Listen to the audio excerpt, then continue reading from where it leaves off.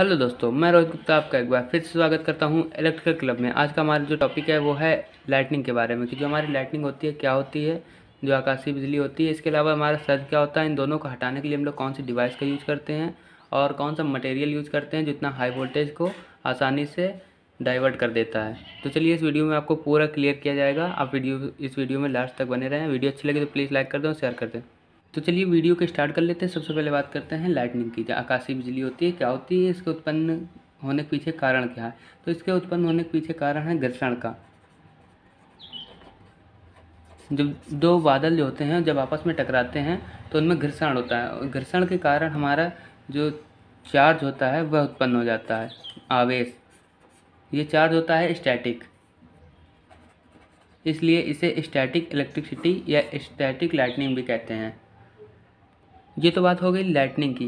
अब बात करते हैं कि जब हमारी जो आकाशीय बिजली होती है वो जब कहीं पर गिरती है तो उससे जो प्रकाश होता है वो पहले दिखाई देता है और उसकी जो ध्वनि होती है, वॉइस होती है, साउंड, वह बाद में आता है। तो इसके पीछे क्या कारण है? तो इसके पीछे सिंपल सा कारण है, जो हमारी प्रकाश होता है यानी कि जो लाइट होती है, प्रकाश या लाइट की बात करें तो आपको पता होगा प्रकाश की जो चाल होती है वो 3 × 10⁸ होती है, जबकि जो हमारा साउंड होता है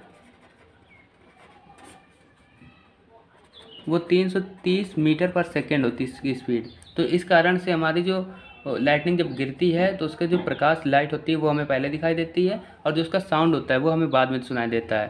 तो अब बात कर लेते हैं वोल्टेज की, कि जो आकाशीय बिजली होती है इसका वोल्टेज कितना होता है। तो इसका वोल्टेज होता है 1 बिलियन।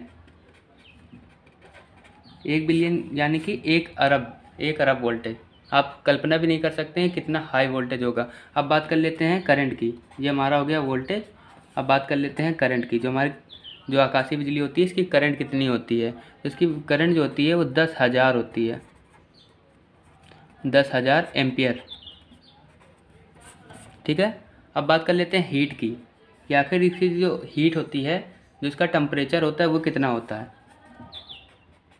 अगर इसके हीट की बात करें तो होता है 2700 डिग्री सेल्सियस, 27,000 डिग्री सेल्सियस, जो कि हमारा सूर्य की जो सतह होती है उससे लगभग 5 गुना ज़्यादा होता है। जबकि सूर्य की जो सतह होती है, जो सूर्य का टेम्परेचर होता है,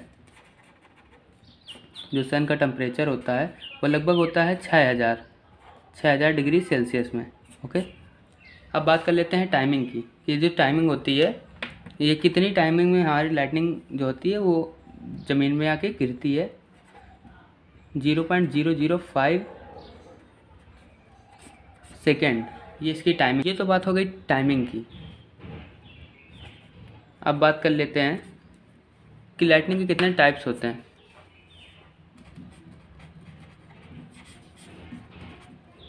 तो जो लाइटनिंग के टाइप्स होते हैं 3 टाइप्स के होती है लाइटनिंग। नंबर 1 जो है हमारा वो है इंटर क्लाउड। इंटर क्लाउड में जो लाइटनिंग होती है इसमें केवल लाइट होती है, ध्वनि नहीं होती है। नंबर दूसरा है हमारा cloud to cloud. Cloud to cloud, आपने देखा होगा कि जो क्लाउड टू क्लाउड होती है इसमें 2 बादल आपस में होते हैं, इसमें ध्वनि और जो लाइट होती है दोनों होती हैं। नंबर 3 जो है हमारा वो है cloud to ground. Cloud to ground यानी कि जो बादल से उत्पन्न हुई लाइटनिंग और ज़मीन तक का सफ़र, जो ज़मीन में गिरती है। ठीक है। अब बात कर लेते हैं डिवाइस की। तो यहाँ पर आप 2 प्रकार के अरेस्टर देख पा रहे हैं। पहला है लाइटनिंग अरेस्टर, दूसरा है सर्ज अरेस्टर। लाइटनिंग अरेस्टर का यूज़ हम वहाँ पर करते हैं जैसे मंदिर, मस्जिद हो गया, अस्पताल हो गया, बैंक हो गया, भवन हो गए। तो यहाँ पर हम लाइटनिंग अरेस्टर का यूज़ करते हैं। इसके साथ हम लोग ट्रांसमिशन और डिस्ट्रीब्यूशन लाइन में हम लोग लाइटनिंग अरेस्टर का उपयोग करते हैं। इसके अलावा हम लोग जो सर्ज अरेस्टर का यूज़ करते हैं वो केवल ट्रांसमिशन और डिस्ट्रीब्यूशन लाइन में करते हैं। जो हमारा सर्ज होता है, जो ट्रांसमिशन और डिस्ट्रीब्यूशन लाइन होती हैं, उनमें जो एक्स्ट्रा चार्ज आ जाता है, एक्स्ट्रा वोल्टेज आ जाता है, उसको हम लोग सर्ज बोलते हैं। उसको हटाने के लिए हम लोग सर्ज अरेस्टर का यूज़ करते हैं। अब बात कर लेते हैं जो लाइटनिंग अरेस्टर होता है, इनको कौन से वैज्ञानिक थे जिन्होंने लाइटनिंग अरेस्टर नामक डिवाइस का खोज की थी। उन साइंटिस्ट का नाम की बात करें तो उन साइंटिस्ट का नाम था बेंजामिन फ्रैंकलिन।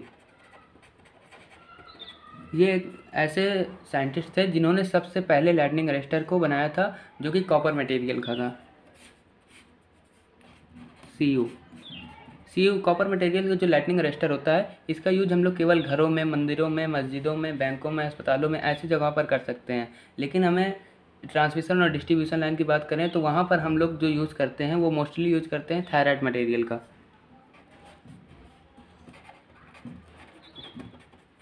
इसके अलावा हम लोग करते हैं जो ऑक्साइड मटेरियल होता है और इलेक्ट्रोलाइट होता है, उसका भी यूज़ करते हैं, लेकिन जो मोस्टली यूज़ करते हैं थायराइड मटेरियल का। इसकी एक क्वालिटी होती है, एक ऐसी प्रॉपर्टी होती है कि जब तक वोल्टेज लो रहता है तब तक हम जो थायराइड मटेरियल का रेजिस्टेंस होता है वो हाई रहता है। जब तक वोल्टेज लो रहता है तब तक जिसका जो रेजिस्टेंस होता है वो हाई होता है। वोल्टेज लो होता है तो रेजिस्टेंस हाई होता है, जब रेजिस्टेंस हाई होता है तो वोल्टेज लो होता है। ये इस मटेरियल का खासियत होती है। अब बात कर लेते हैं लाइटनिंग अरेस्टर के टाइप्स की, कि जो लाइटनिंग अरेस्टर होते हैं इनके कितने टाइप्स होते हैं। तो नंबर 1 हमारा आता है रॉड टाइप लाइटनिंग अरेस्टर। दूसरा हमारा है multi gap lightning arrester. Third हमारा है हॉर्न टाइप लाइटनिंग अरेस्टर। अब बात कर लेते हैं कि इन दोनों को लगाने का क्या उद्देश्य होता है। ये दोनों लगाने का उद्देश्य होता है सुरक्षा। ये दोनों जो डिवाइसें होती हैं, ये इन दोनों डिवाइसों को सेफ्टी पर्पज़ के लिए लगाया जाता है।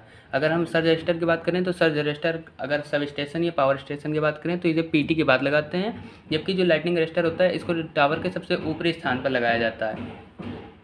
इन दोनों का जो कार्य होता है वो होता है एक्स्ट्रा वोल्टेज को या एक्स्ट्रा जो सर्ज होता है, एक्स्ट्रा लाइटनिंग होती है, उसको ज़मीन में अर्थ कराने या ग्राउंडिंग कराने का कार्य होता है।